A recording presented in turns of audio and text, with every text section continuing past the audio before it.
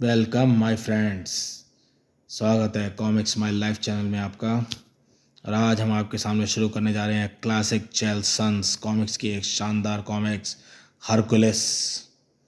तो अगर आप हमारे चैनल पे फर्स्ट टाइम हैं तो चैनल को भाई सब्सक्राइब करो ऐसी ऑसम कॉमिक्स के लिए। तो चलिए शुरू करते हैं।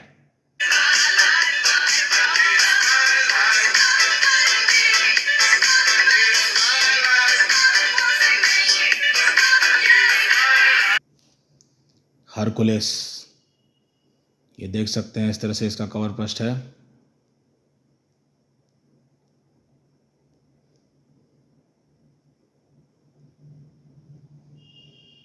हे राजकुमारी, तुम्हारे प्रेम को पाने के लिए मैंने ओलंपस को छोड़ा, वहाँ के सभी देवी देवताओं को छोड़ा। तुम ही मेरे लिए सब कुछ हो। यूनानियों के अनुसार देवों का राजा जेयस ने मनुष्य जाति की एक राजा कन्या से प्रेम किया। उस राजकुमारी का नाम था एलिसमैन। जेयस ने राजकुमारी के पास जाकर अपने प्रेम को प्रकट किया था। देवों के राजा जेयस की प्रेम का बनना सचमुच मेरे लिए भाग्य की बात है। उनका पुत्र हरकुलिस बहुत बलवान था, उसकी बराबरी करने वाला कोई नहीं था। एलिसमन के माता पिता अपने पोते को देखकर फूला न समाते थे। अपनी अपनी उम्र में मैंने ऐसे बलवान बालक को कभी नहीं देखा। कुछ ही दिनों बिल्कुल ठीक, उनके पिता तो देवों के राजा जेयस हैं। कुछ दिनों के बाद प्रेफिट्रियन थेबस के राजा पेलिसमन से विवाह करते हैं और हरकुलिस को पुत्र के समान गोद लेते हैं। एलिसमन, मेरी प्यारी, मैं हरकुलिस को अपने बच्चे के समान देख लेना चाहता हूँ। लेकिन जेयस की पत्नी हीरा हरकुलिस से नफरत करती थी। किसी दूसरी स्त्री के से जेयस के पुत्र होना मुझे बर्दाश्त नहीं, देख लूँगी। एक दिन हरकुलिस जब सो रहा था, हिस हिस, हरकुलिस की धाई जब पालने के पास गई तो दंग रह गई। देखिए महारानी जी, आपके देवी पुत्र ने कितने भयंकर सांपों को सोते समय मसल डाला है। सचमुच इस बालक ने किया है। इस छोटे से बालक ने हीरा देवी को भी हराया है। राजा पेट्रीफोन और रानी पुलिसमैन पुलिसमैन फलिस एलिसमैन ने हरकुलिस के बारे में यह जोशी से सलाह ली। महाराज, अब आपका यह पुत्र बड़ा होकर बड़ा बलवान बनेगा। यह भयंकर जानवरों को मार डालेगा। यह सबका नेता बनेगा। जब इसकी मृत्यु होगी तब ओलंपस में जाकर देवों के साथ रहेगा। मैं तुम्हारी बात पर विश्वास करता हूँ। उसकी शिक्षा का पूरा ध्यान रखा जाएगा। 6 वर्ष के बाद तैरना शिक्षा दी गई। मुक्केबाजी, कुश्ती लड़ना, थड़ थाड़, बर्छी फेंकना, तलवार चलाना, डिस्कस फेंकना, घोड़े की सवारी करना और रथ हाँकना। लेकिन हरकुलस किताबी शिक्षा में दिलचस्पी नहीं लेता था। उसे अपनी अनिच्छा प्रकट की थी। मैं समझता हूँ कि तुम संगीत सीखने में दिलचस्पी दिखाओगे। थोड़ी सी लगन बस काफ़ी है। अगर चाहो तो तुम जाकर उनको नाच गाना सिखाओ। जो चाचा है, मेरा सिर मत खाओ। अपनी ताकत का अंदाज़ा हरकुलस को मालूम नहीं था। उसने संगीत सिखाने वाले मास्टर को धक्का दिया। बेचारे के प्राण निकल गए। और जब इस घटना का पता चला तो हरकुलस के पिता फ्राटरैन ने उसे अपने पास बुलाया। हरकुलिस, तुमको अपने महल में रखकर मैं खतरा मोल नहीं ले सकता। जाओ, कहीं जंगल में चले जाओ। जंगल में पहुंचकर हरकुलिस की हिम्मत बढ़ी, बड़ा बलवान बना। एक बार डाकुओं का एक दल डाका डालने आया, लेकिन सड़क पर पड़ने वाली एक व्यक्ति की लंबी छाया को देखा नहीं। जल्दी करो, समय नहीं है। रन रन ई, यहाँ से भाग निकलो। उस गांव में कई मुसीबतें थी। उस गांव के गड़ेरिए बार बार अपनी बकरियां खो बैठते हैं। उस गांव के आसपास एक जंगली सुअर और एक चीता उनको मार कर खाता है।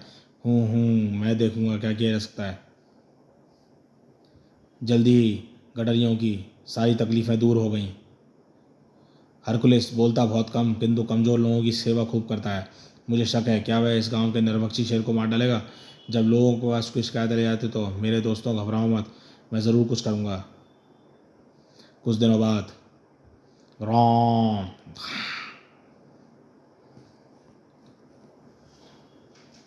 राम कर्र, हरकुलस ने अपनी भुजाओं के सहारे शेर के गले को कसकर दबाया और जान से मार डाला।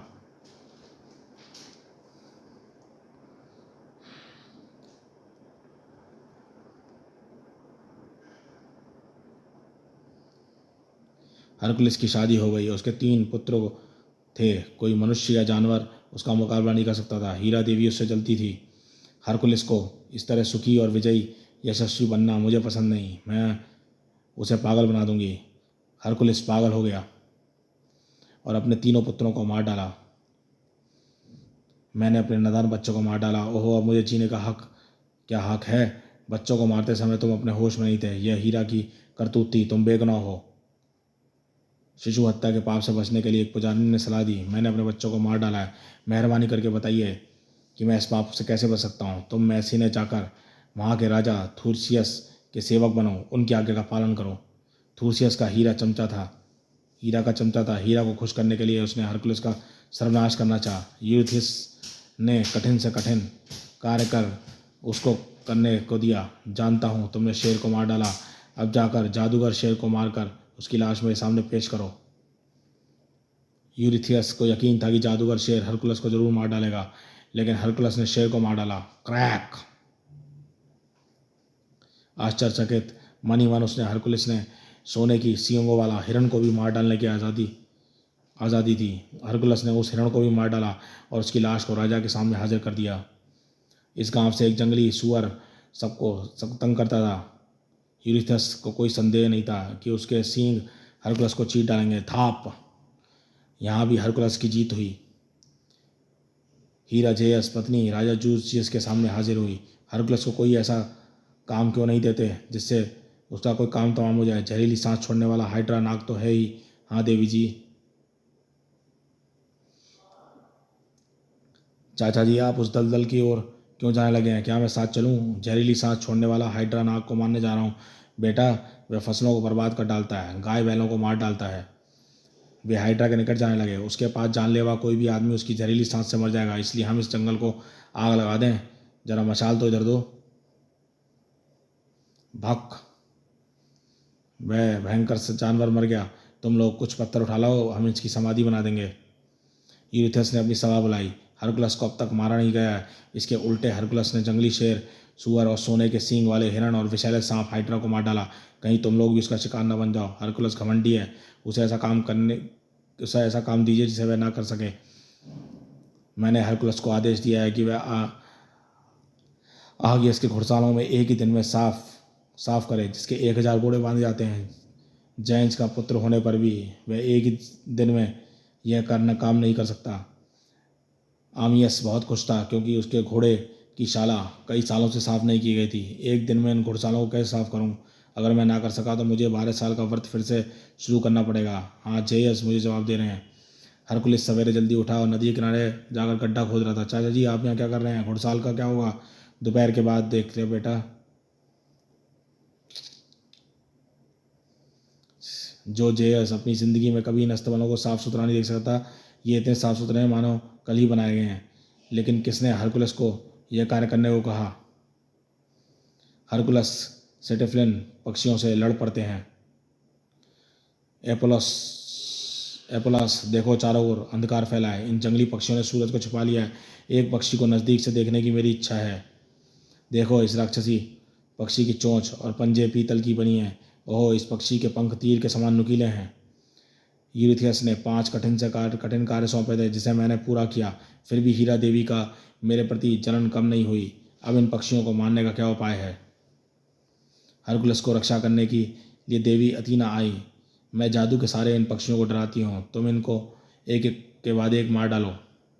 देवी, आपकी सूझबूझ के बिना मेरी ताकत किस काम की? हरकुलस ने सारा काम सफलपूर्वक निभाकर अब वापस आया तो यूरिथियस बहुत परेशान हो गया। अब तुम वीर नारी अमेज़न से लड़कर उसकी रानी हिप्पोलाइट की मेखला को मेरी बेटी के लिए लाकर दो। हाँ, उस मेखला को लाऊंगा जिसे एरस नामक देवता ने दिया था। हरकुलस, मैं तुमसे प्यार करती हूँ। मैं तुमको मेखला दे दूंगी। मुझसे शादी कर लो। धन्यवाद रानी जी। लेकिन हरकुलस को देखकर जलने वाली हीरा देवी ने फिर उसके साथ, खबरदार, हरकुलस मेखला के लिए नहीं आ रहा है, रानी को पाने के लिए आ रहा है। तो हम उसे जिंदा नहीं छोड़ेंगे, उसे मार डालेंगे। हरकुलिस ने सोचा कि रानी हिप्पोलिट ने उसे धोखा दिया है। तुम्हारी रानी ने मुझे धोखा दिया है, मेखला यूरिथस को देना था। बॉक। तो दोस्तों, हरकुलिस की इस कहानी का पार्ट 1 हम यहीं पर रोकते हैं और मिलेंगे इसके पार्ट 2 में। तो आप हमारे चैनल में फर्स्ट टाइम आए हैं तो चैनल को सब्सक्राइब कीजिए ऐसी ऑसम कॉमिक के लिए। देखते रहिए कॉमिक्स माय लाइफ चैनल।